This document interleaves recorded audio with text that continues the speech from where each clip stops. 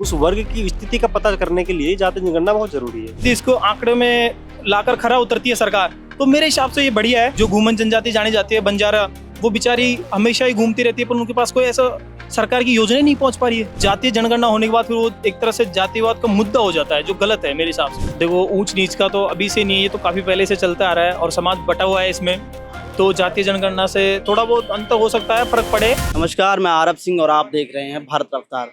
देखिए, हर 10 वर्ष में जो है जातीय जनगणना और साथ साथ में जनगणना होती है, लेकिन सरकार जो है इस बार उन्होंने कहा है कि इस बार जनगणना के साथ साथ में जातीय जनगणना भी होगी। हर 10-11 वर्ष में जो है जनगणना होती है और लास्ट अंतिम बार में जो पिछली बार कोविड की वजह से जनगणना नहीं हो पाई थी, 2011 में हुई थी और अब 2025 में सरकार का फैसला है कि इस बार जातीय जनगणना और जनगणना भी करेंगे। हमारे साथ में तमाम युवा मौजूद हैं, बैठे हैं, वो जातीय जनगणना और जनगणना पर क्या अपने विचार रखते हैं उनसे जानेंगे। जी भैया बताएं। जनगणना की बात करते हैं तो समाज का जो सोसाइटी का जो वर्ग है, उस सोसाइटी के वर्ग के बारे में जो चीज़ें चलती है समाज में, उनकी जानकारी होने के लिए देखो जनगणना बहुत जरूरी है। और बात करते हैं अगर जातीय जनगणना की, तो जातीय जनगणना की चीज़ें ऐसी है कि समाज का जो ताना बाना है, उस समाज के ताने बाने में समाज के हर वर्ग की चीज़ों का पता होना बहुत ज़रूरी है। और जातीय जनगणना की बात वैसे देखी जाए तो मोस्टली पूरी तरीके से अगर सरकार इस चीज़ को लेकर अगर लाना चाह रही है, तो इस सराहनीय कदम है जातीय जनगणना के आधार पर। क्योंकि जातिगत आंकड़ों का अगर पता चलता है, जातिगत आंकड़ों के आधार पर आगे की चीज़ों को, जैसे शिक्षा की चीज़ हो सकती है अपनी, रिजर्वेशन की चीज़, आरक्षण की चीज़ें हो सकती है अपनी, इसके अलावा और भी जो भी सोसाइटी की स्कीम्स है, उन स्कीम का बेहतर तरीके से उन तक पहुँचाने का काम जातीय जनगणना के आधार पर हो सकता है।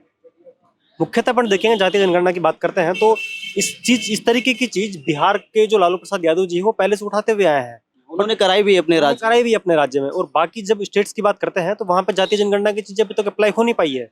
राजस्थान अगर गवर्नमेंट अगर इस चीज को लेकर आगे आना चाह रही है तो ये सराहनीय कदम है और ये निश्चित रूप से सरकार सेंट्रल गवर्नमेंट ने कहा है कि इस बार जो है जनगणना के साथ साथ में जातीय जनगणना कराएंगे, तो ये पूरे देश में होने वाला है। पूरे देश में होने की बात है, तो अगर ये होना है तो निश्चित रूप से सराहनीय कदम है। क्योंकि इस चीज को लेके अगर जातीय जनगणना की बात पता चलती है तो ये समाज का जो वर्ग है, हर वर्ग, चाहे वो निचली जाति का हो, चाहे ऊंची जाति का हो, चाहे कोई सा भी वर्ग हो, उस वर्ग की स्थिति का पता करने के लिए जातीय जनगणना बहुत जरूरी है। तो ये अच्छी चीज है। प्रॉफिट मिलेगा, जैसे कि चाहे जो लोग छूट गए हैं उनको योजनाओं का लाभ मिल सकता है, उनके लिए योजनाएं बनाई जा सकती है। मेरा इसमें निश्चित एक इनपुट ये हो सकता है कि जैसे अगर आप जातीय जनगणना की बात करते हैं तो जातीय जनगणना की बात करने के साथ साथ आपको कुछ ऐसे वर्गों का पता करना जरूरी है कि जो वर्ग जो स्कीम्स का फायदा नहीं ले पा रहे हैं, उन स्कीम्स के आंकड़ों को आपको निर्धारित करना पड़ेगा। उन आंकड़ों को निर्धारित करने के साथ साथ ही उनको एडवांटेज बेनिफिट्स देने के काम आपको करने पड़ेंगे, तब जाके जातीय जनगणना के आधार पर सफलता का काम हो पाएगा। अदरवाइज वैसे तो जनगणना हो जाएगी और होने के बाद वैसे ही वो निश्चित ठंडे बस्ते में चली जाएगी, उसका काम होगा नहीं। बट इम्प्लीमेंट करना, जो आंकड़े आपके पास आए हैं उन आंकड़ों का इम्प्लीमेंट करना बहुत जरूरी है। आपको लगता है कि समाज में जो है जातीय जनगणना होने के बाद लिंग मतलब जो क्या है अपवाद या फिर सामाजिक ताने बाने जो दूरी जो बरती जाती है वो नहीं फैलेगी? देखिए, सबसे बड़ी बात यह है कि सिर्फ लोगों का पता लगाना कि किस वर्ग के कितने लोग हैं, इससे तो ये समाज का ताना, ये जातीय जनगणना की बात है, ये हो नहीं पाएगी। कोई मतभेद नहीं हो पाएगा इसी से। क्योंकि एक बात यह है कि जैसे आप किसी भी वर्ग से हैं, आपके वर्ग के लोगों का पता अगर चलता है कि इस वर्ग के कितने लोग हैं, इस वर्ग के इतने लोग हैं, अगर ये जानकारी आप लोगों को मिलती है तो इससे ये तो होगा नहीं कि उन लोगों की स्थिति ठीक हो जाएगी। मेरा कहने का तात्पर्य ये है कि सिर्फ आंकड़ों के आधार पर लोगों को मनभेद या मतभेद मिटाने का काम नहीं हो सकता है। आपको उनमें सामंजस्य लाना पड़ेगा, उस सामंजस्य के आधार पर ही ये चीजें हो सकती है। क्या नाम है दोस्त आप? राजेश। क्या करते हैं? मैं स्कॉलर हूँ, रिसर्च स्कॉलर डीयू में। डीयू में यहाँ पर जयपुर में कुछ काम से आया था मैं, रिसर्च के प्रोफेसर से, और कुछ बुक्स वगैरह कलेक्ट करनी थी, इसके लिए आया था। और कुछ बेहतर सरकार के लिए अगर आप बताना चाहें? मेरा मानना ये है कि अगर जातीय जनगणना की बात होती है तो जातीय जनगणना की बात होने के साथ साथ आपको हर वर्ग में एक पैमाना निर्धारित करना पड़ेगा। जैसे कि कोई भी कम्युनिटी ले लो, उस कम्युनिटी में आपको 4 पैरामीटर्स बनाने होंगे।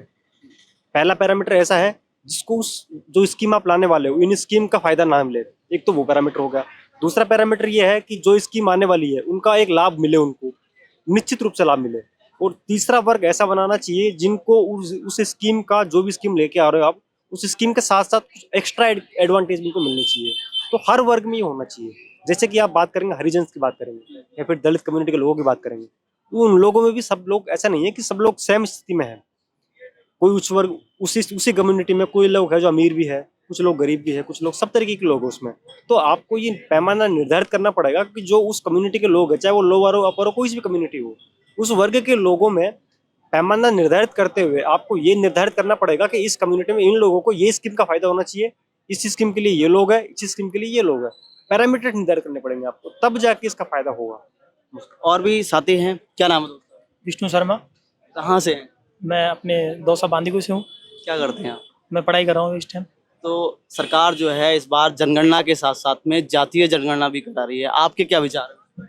ये सरकार की सही सोच है। इसके साथ देश में जातीय जनगणना होने के बाद कुछ ऐसी पिछड़ी हुई की जातियाँ हैं जिनकी आर्थिक स्थिति भी सुधरने की बातें होंगी, और सरकार उन पर कुछ कदम ऐसे उठाएगी जिनके उनको आर्थिक स्थिति से मजबूत किया जा सके, बराबर में उनको खड़ा किया जा सके, जिससे देश के एक मजबूत स्तंभ खड़ा होगा।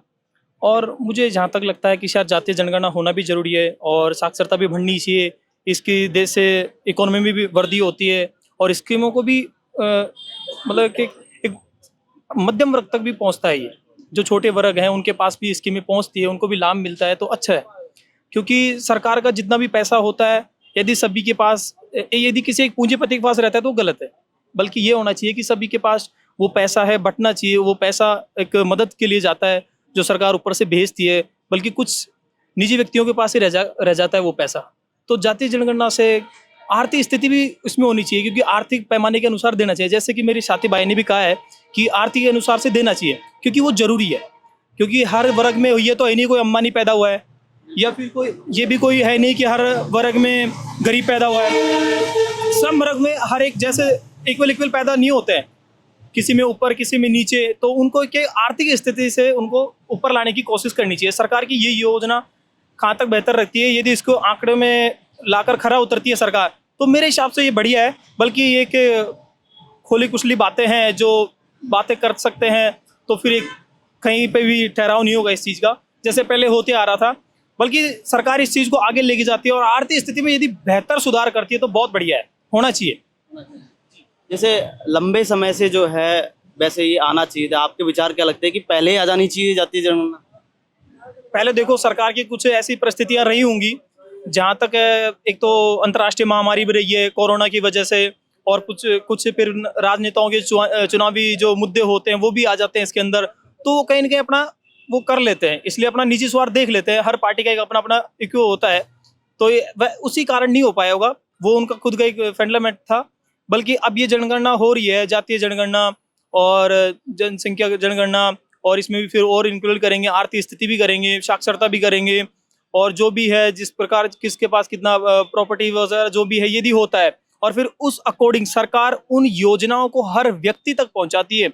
जो मध्यम वर्ग है, जो गरीब वर्ग है, जो एक्चुअली में है उसके पास स्थिति खराब, यदि उसके पास ऐसी चीजें पहुंचती है तो शायद ये चीजें होना बहुत जरूरी है, और ये पहुंचना भी चाहिए मेरे हिसाब से, तो बहुत बढ़िया रहेगा। ग्रामीण क्षेत्रों में कई जो है जातियां हैं वो निचले पायदान पर हैं, तो उनके लिए योजनाएं बनेंगी। ये कुछ छूटी हुई हैं, उनकी भी पता लगेगा कि भाई ये भी जातीय समाज में है, तो उससे प्रॉफिट होगा। देखो, हमारे राजस्थान में जैसे कि पिछड़ा वर्ग के जो जिले गिने जाते हैं, बांसवाड़ा, भीलवाड़ा और क्या नाम से उदयपुर में काफ़ी ऐसी जातियां हैं जो गरासिया, भील और डोंगरी, ऐसी काफ़ी ऐसे अनेक जातियां हैं जो उनका समुदाय है छोटा, बल्कि उनके पास से वो चीज़ नहीं पहुंच पा रही। जैसे हमारे राजस्थान में जो घूमन जनजाति जानी जाती है, बंजारा, वो बेचारी हमेशा ही घूमती रहती है, पर उनके पास कोई ऐसा सरकार की योजना नहीं पहुंच पा रही है।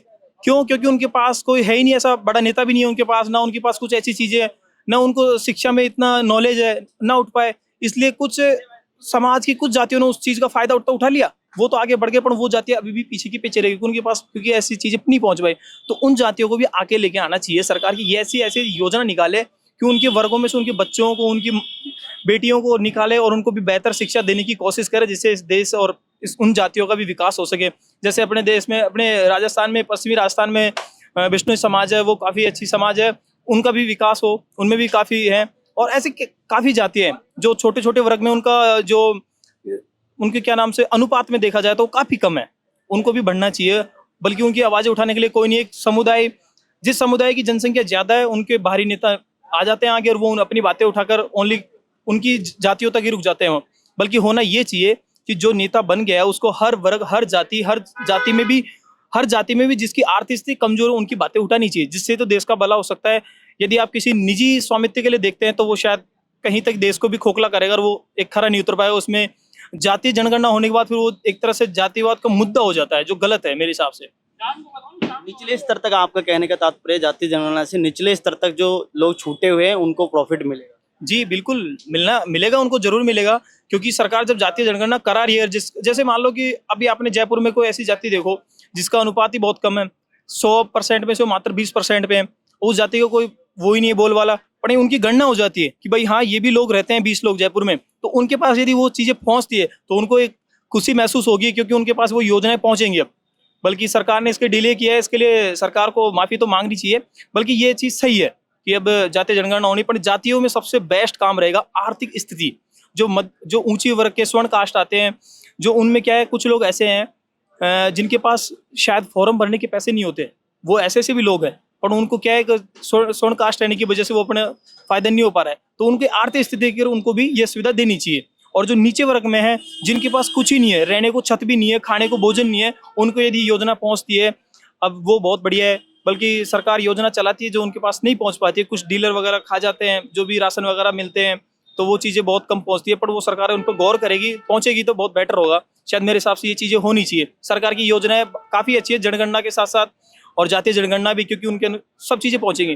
देखो ऊंच नीच का तो अभी से नहीं है, ये तो काफ़ी पहले से चलता आ रहा है और समाज बटा हुआ है इसमें, तो जातीय जनगणना से थोड़ा बहुत अंतर हो सकता है, फर्क पड़े, बल्कि इतना नहीं पड़ेगा, क्योंकि अब जहाँ तक है मेरे हिसाब से कुछ समाजों को छोड़कर के पास शिक्षा नहीं पहुंच पाई है, बल्कि सभी समाजों के पास शिक्षा पहुंच चुकी है। तो ये चीजें अब तो खत्म होने की कगार पे हैं, क्योंकि देश 1947 में आजाद होने के बाद काफी टाइम हो गया है, 75 मेरे हिसाब से 75-80 के आसपास टाइम हो गया है, तो ये चीजें तो काफी बहुत पीछे रह चुकी है। देश प्रगति की ओर चल रहा है, तो इन चीजों में तो काफी आगे बढ़ चुका है देश। अब ये चीजें नहीं सोचेगा जातीय जनगणना में कौन क्या है, ऐसा नहीं है। अब तो मेन मुद्दा रहता है कि देश में रोजगार कैसे मिले। सबसे बड़ा मुद्दा ही देश का ये है, युवा पीढ़ी का, कि रोजगार मिले तो कैसे मिले, वो चीज का मुद्दा है। अब ये जाति वाती सब तो उसे फोले पोसले, ऐसी कोई बात ही नहीं है, लोगों के पास रोजगार पहुंचना सबसे बड़ी बात है।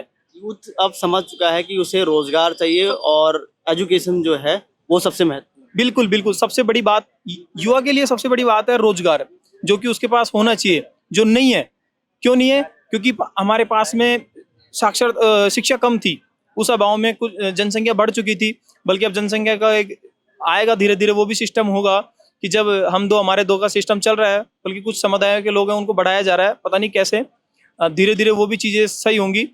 और जहाँ तक अब सबको सरकार देखो क्या योजना लाती है, बल्कि सबसे बड़ा मुद्दा तो यही रहता है रोजगार, जो हर एक जाति, हर एक समाज, हर एक धर्म के लोग को, हर एक को, सबको अपना पेट पालना होता है, तो उसके लिए सबसे बड़ा रोजगार ही होना चाहिए मेरे हिसाब से। तो अब देखो सरकार कहाँ तक क्या है, बल्कि हर चीज़ पे सरकार खरी उतर पाई ऐसा तो नहीं हो पाता है, क्योंकि अलग अलग लोगों की अलग अलग विचारधारा होती है।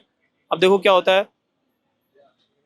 देखिए यहाँ पर जो युवा हैं उनका कहना है जातीय जनगणना जरूरी है, जिससे निचले स्तर तक पता लगेगा कि समाज में कौन सा वर्ग, उसकी आबादी कितनी है, उसके लोग कितने हैं, उसकी आर्थिक स्थिति क्या है, जिससे सरकार जो है जातीय जनगणना कराकर उनका पता लगा सके और उनके लिए बेहतर से बेहतर योजनाएं बना सके, चाहे वो किसी भी वर्ग का हो, चाहे वो किसी भी समाज का हो, किसी भी धर्म का हो। बने रहिए हमारे साथ, हमारे सहयोगी कैमरामैन लक्ष्मी नारायण के साथ। मैं आरब सिंह,